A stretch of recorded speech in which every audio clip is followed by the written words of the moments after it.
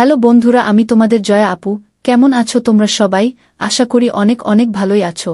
আর তোমাদের ভালোবাসায় আমিও অনেক ভালো আছি, কারণ তোমরা আমাকে যে পরিমাণে ভালোবাসা দিয়েছ এবং সাপোর্ট দিয়েছ তা আমি কোনোদিন ভুলতে পারবো না। তাই তোমাদেরকে মজা দেওয়ার জন্য আবারও একটি নতুন গল্প নিয়ে হাজির হলাম। গল্পটি শোনার মতো, আশা করি তোমাদের দাঁড়িয়ে যাবে এবং তোমরা হাতের কাজ করতে সবাই হেডফোন নিয়ে বসে যাও। যদি আমার গল্প শুনে মজা পাও তাহলে অবশ্যই আমার চ্যানেলটি সাবস্ক্রাইব করবে। তো চলো বন্ধুরা, আমরা কথা না বাড়িয়ে আসল গল্পে চলে যাই। আমার মালকিনের ছোট মেয়ে রোজ রাতে তেল আর কলা নিয়ে ঘরে ঢুকত। কিছু ঘন্টা পরে সে যখন বাইরে বের হতো তখন তার সব শরীর ঘামে ভিজা থাকত। এই কাজটা সে বাড়ির সকলকে লুকিয়ে করত, কিন্তু আমি সবটাই দেখতে পেতাম, কারণ ওই সময় আমি রান্নাঘরে কাজ করতাম। এটা রোজকার ঘটনা ছিল। ও তেল আর কলা নিয়ে কি করত এটা জানার জন্য আমি একদিন ওর ঘরে লুকিয়েছিলাম। কিছুক্ষণ আগে ও ঘরে ঢুকেছে। এরপর আমি যা দেখলাম সেটা দেখে আমি অনেক অবাক হয়ে গিয়েছিলাম, কারণ আমার নাম রানী। আমার জন্ম একটা দরিদ্র পরিবারে। আমার মা বাবা অন্য লোকের খেতে এ কাজ করে 2 বেলা দুমুঠো অন্ন জোটাত। আমি আমার বাবা মায়ের একমাত্র সন্তান ছিলাম। টাকা পয়সার অভাবে তারা আমাকে লেখাপড়া শেখাতে পারেনি। আমাদের কোনো রকমে দিন পার হতো। আমার বয়স ছিল 10 বছর। মা বাবাকে সারাদিন কাজ করতে দেখে আমার অনেক কষ্ট হতো, আর তাই আমিও ওদের সাথে কাজ করতে চলে যেতাম। কিছুদিন পর বাবার অনেক শরীর খারাপ হয়। আমরা ওনাকে হাসপাতালে নিয়ে যাই। সেখানে ডাক্তার আমাদের 1000 টাকা খরচার কথা বলে। আমাদের কাছে এত টাকা ছিল না। তাই মা জমিদার বাবুর কাছে যায়, যার খেতে আমরা কাজ করতাম। মা জমিদার বাবুর কাছে আঁচল ছড়িয়ে ভিক্ষা চায়, কিন্তু জমিদার বাবু এত টাকা দিতে রাজি হন না। উনার কাছে এই কটা টাকা দেওয়া কোনো ব্যাপার নয়, কিন্তু তাও উনি কোনো সাহায্য করলেন না। টাকার অভাবে আমার বাবার ঠিক করে চিকিৎসা হয় না, আর উনি আমাদের ছেড়ে চলে যান। এখন আমাদের মাথার উপর থেকে ছাতা সরে গেছিল। আমাদের সাহায্য করার কেউ ছিল না। কোনোরকমে আমি আর মা নিজেদেরকে সামলে আবার সাধারণভাবে জীবন যাপন শুরু করলাম। আমরা সারাদিন খেতে কাজ করে নিজেদের দিন চালাতাম। ভেতরে ভেতরে আমার জমিদার বাবুর উপর অনেক রাগ ছিল, কিন্তু আমার কিছু করার ছিল না। একদিন শহর থেকে কিছু ধনী লোক আসে। তারা জন্মদিন পালন করার জন্য গরিবদের ভোজ খাওয়ায়। আমরা তো এটাও জানতাম না যে আমাদের জন্মদিন কবে, কিন্তু বড়লোকদের ভোজ খেয়ে আমরা তাদেরকে আশীর্বাদ করি। এইভাবে বেশ কিছুদিন চলে গেল। হঠাৎ একদিন মাও এই পৃথিবী ছেড়ে চলে গেল। মা আমার শেষ আশ্রয় ছিল। আমার মা, এখন আমার কেউ নেই। আমি অনেক ভেঙে পড়েছিলাম। এই অবস্থায় আমার কাকা কাকিমা আমাকে তাদের বাড়িতে নিয়ে যায়। কিন্তু কাকা কাকিমা কখনোই নিজের মা বাবা হয়ে উঠতে পারে না। এই কথাটা আমি তাদের বাড়িতে পা রাখার পরেই বুঝতে পেরেছিলাম। তারা তাদের নিজের মেয়েকে ভালো খাবার দিত, ভালো জামা কাপড় দিত, আর আমাকে দিয়ে বাড়ির সব কাজ করাত। আমার সাথে ভালো করে কথা বলা তো দূরে থাক, আমার দিকে ফিরেও তাকাত না। কিন্তু আমি এটাকে নিজের ভাগ্য মনে করে মেনে নিয়েছিলাম। একদিন আমি যখন বাসন পরিষ্কার করছিলাম তখন কাকা শহর থেকে ফিরে আসেন। এসে আমার কাকিকে বলেন যে শহরের একটা বাড়িতে কাজের মেয়ে দরকার। আমরা বরং রানীকে সেখানে কাজ করতে পাঠিয়ে দিই। রানী ওখানে কাজ করবে আর আমাদের হাতে টাকা আসবে। আমার কাকিমা এই কথাটা শুনে অনেক খুশি হন। আর হবে নাই বা কেন? কিছু না করে টাকা পাওয়া যাবে যে। পরের দিন কাকা আমাকে শহরে নিয়ে আসেন, আর একটা বড় বাড়িতে নিয়ে যান, যেখানে একজন মহিলা তার 2 কন্যার সাথে বসেছিল। কাকা ওনাকে নমস্কার করেন আর আমার দিকে ইশারা করে বলেন যে আজ থেকে আপনার বাড়ির সব কাজ এই মেয়েটা করবে। আমি ওকে সকালে এখানে দিয়ে যাব আর বিকেলে ফেরত নিয়ে যাব। সেই মেম সাহেব আমার দিকে তাকিয়ে জিজ্ঞেস করেন যে আমি তার বাড়ির সব কাজ করতে পারবো কিনা। আমি মাথা নাড়লাম। আমি জানতাম যে এত বড় বাড়ির সব কাজ একা হাতে সামলানো সহজ হবে না, কিন্তু আমার রাজি হওয়া ছাড়া আর কোনো উপায় ছিল না। কাকা কাকিমার ভয়ে আমাকে রাজি হতে হয়। সেই মালকিন আমাকে সব কাজ বুঝিয়ে দিল, আর আমি রান্নাঘরে কাজ করতে শুরু করলাম। আমি সারাদিন কাজ করতাম, আর রাতে কাকা আমাকে বাড়ি নিয়ে যেত। বাড়ি গিয়ে শুকনো রুটি খেয়ে গরমের মধ্যে ঘুমিয়ে পড়তাম। পরের দিন সকালে কাকা আমাকে আবার মালকিনের বাড়িতে দিয়ে আসত। কিছুদিন এইভাবে চল। একদিন মালকিনের বাড়িতে অনেক অতিথি আসে, তাই কাজও অনেক বেড়ে যায়। সেই জন্য মালকিন আমাকে বাড়ি পাঠায় না। উনি আমার কাকাকে বলেন যে যতদিন আমার অতিথিরা এই বাড়িতে আছে ততদিন রানীকে এখানে থাকতে দিন। কারণ রাতে সবাই দেরি করে খায়, তাই কাজও অনেক বেড়ে যায়। কাকা আমাকে না নিয়েই বাড়ি ফিরে গেল। আমি অনেক রাত অবধি কাজ করতাম, আর মালকিন তার বাড়িতে থাকার জন্য আমাকে একটা ঘর দিয়েছিলেন। কাকা কাকিমার বাড়িতে থাকার থেকে আমার এখানে থাকতে বেশি ভালো হতো, কারণ এখানে আমি ভালো খাবার পেতাম, আর আমার ঘুমানোর ঘরে পাখা ছিল, তাই আমাকে আর গরমের মধ্যে ঘুমোতে হতো না। কিন্তু আমি যখনই মালকিনকে তার মেয়েদের সাথে দেখতাম, তখনই আমার নিজের মায়ের কথা মনে পড়ে যেত। এইভাবে কয়েকটা দিন পার হয়ে গেল। মালকিনের অতিথিরা ফিরে গেল, কিন্তু মালকিন আমাকে বাড়ি পাঠালেন না। তিনি আমার কাকাকে পরিষ্কার করে বলে দিলেন যে রানী এখন থেকে এখানেই থাকবে। মালকিন আর তার ছোট মেয়ের সাথে আমার ভালো সম্পর্ক গড়ে উঠেছিল। উৎসবের দিন মালকিন আমাকে নতুন পোশাক কিনে দিতেন। ওনার ছোট মেয়েটি অনেক ভালো ছিল, আমার সাথে খোলা মনে মিশত। কিন্তু ওনার বড় মেয়েটি একটু রাগী ছিল।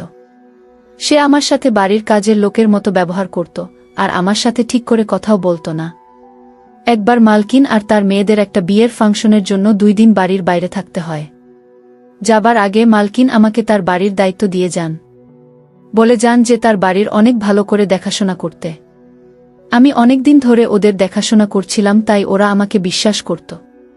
আমি বললাম যে এত বড় বাড়িতে আমার একা থাকতে ভয় পাই। তাই মালকিন আমার কাকাকে ডেকে পাঠান আর বলেন এই 2 দিন আমার সাথে এই বাড়িতে থাকতে। কাকা সাথে সাথে রাজি হয়ে যায়, আর মালকিনরা বেরিয়ে পড়ে। আমি কাকার আর আমার খাবার বানালাম আর খেয়ে ঘুমিয়ে পড়লাম। রাত 12টার সময় কাকা ঘুম থেকে উঠে ঘরের দরজা খুলে বাইরে বেরিয়ে গেল। দরজা খোলার আওয়াজে আমার ঘুম ভেঙে যায়। আমি ভাবলাম কাকা হয়তো পানি খেতে রান্না ঘরে গেছে। কিন্তু বেশ কিছুক্ষণ পরে যখন উনি ফেরত এলেন না, তখন আমি কাকা কি করছে দেখার জন্য ঘরের বাইরে বেরিয়ে এলাম। আমি কাকাকে এধার ওধার খুঁজতে থাকলাম। হঠাৎ আমি মালকিনের ঘর থেকে একটা শব্দ শুনতে পাই। আমি মালকিনের ঘরে উকি মেরে দেখি ওখানে আমার কাকা মালকিনের আলমারিতে কিছু একটা খুঁজছে। আমি জিজ্ঞেস করলাম কি খুঁজছো কাকা? কাকা একটু ঘাবড়ে গিয়ে বলে কিছু না, এমনি আলমারিটা দেখছিলাম। কত সুন্দর আলমারি! আমি বুঝতে পারলাম কাকা চুরির মতলব করছে। সে তার গ্রামে ছোটখাটো চুরি প্রায় করে থাকত, আর এত বড় বাড়িতে নিজেকে একা পেয়ে সে কি করে লোভ সামলায়। কিন্তু আমি চাই না কাকা এরকম কিছু করুক, কারণ আমি মালকিনের বিশ্বাস নষ্ট করতে চাই না। তারপর থেকে আমি কাকার উপর সারাক্ষণ চোখ রাখতাম। আমি কখনো তাকে একা ছাড়তাম না। রাতেও ভালো করে ঘুম হতো না আমার। এইভাবেই 2 দিন পার হয়ে গেল, আর মালকিন আর তার মেয়েরা বাড়ি ফিরে এলো। ওরা ফিরে আসার পর কাকা বাড়ি ফিরে গেল। মালকিন আমার জন্য কিছু পোশাক নিয়ে এসেছিল, যেগুলো পেয়ে আমি অনেক খুশি হলাম।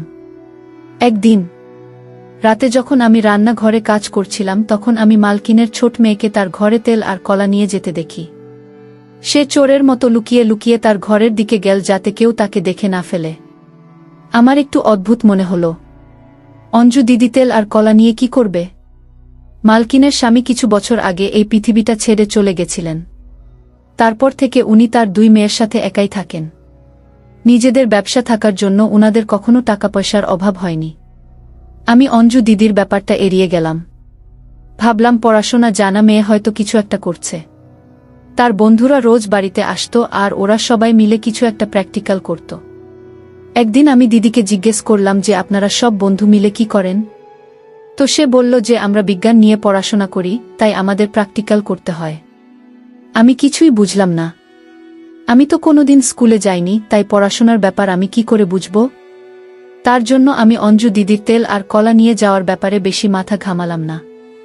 বাড়ির সকলের খাওয়া শেষ হয়ে যাওয়ার পর আমি বাসন মাজতাম আর রান্নাঘরটা পরিষ্কার করতাম। এর মধ্যে দিদি ফ্রিজ থেকে কলা বের করত আর একটা পাত্রে তেল ঢেলে নিজের ঘরে নিয়ে চলে যেত। এখন এটা রোজকার ব্যাপার হয়ে গেছিল। আমার ঘরটা দিদির ঘরের একদম সামনে ছিল। মাঝরাতে দিদি ঘর থেকে বের হতো আর নিজের হাত ধুত। তার সব শরীর ঘামে ভিজে থাকত। মাঝে মাঝে যখন আমার ঘুম আসতো না, তখন আমার এসব চোখে পড়ত। রোজ আমি এইসব দেখতে পেতাম না, কারণ যখন সে বাইরে আসতো আমার চোখে পড়ত। এখন আর এই জিনিসটা আমার পড়াশোনার বিষয় মনে হচ্ছিল না। মনে হচ্ছিল অন্য কিছু, কারণ দিদি যদি প্র্যাকটিক্যালের জন্য কলা আর তেল নিয়ে যেত, তাহলে লুকিয়ে লুকিয়ে কেন নিয়ে যেত? আর রোজ কেন নিয়ে যেত? সারাদিন আমার মাথায় এটাই ঘুরত যে দিদি তার ঘরে কি এমন করে। আমি মালকিনের সাথে এই ব্যাপারে কথা বলবো ভাবলাম। একদিন আমি মালকিন এর ঘরে গেলাম আর দেখলাম উনি ফোনে কারুর সাথে কথা বলছেন। তাই আমি কিছু না বলে ওখান থেকে চলে এলাম। তারপর আমি ভেবে দেখলাম যে মালকিনকে বললে শুধু শুধু বাড়িতে ঝামেলা হবে।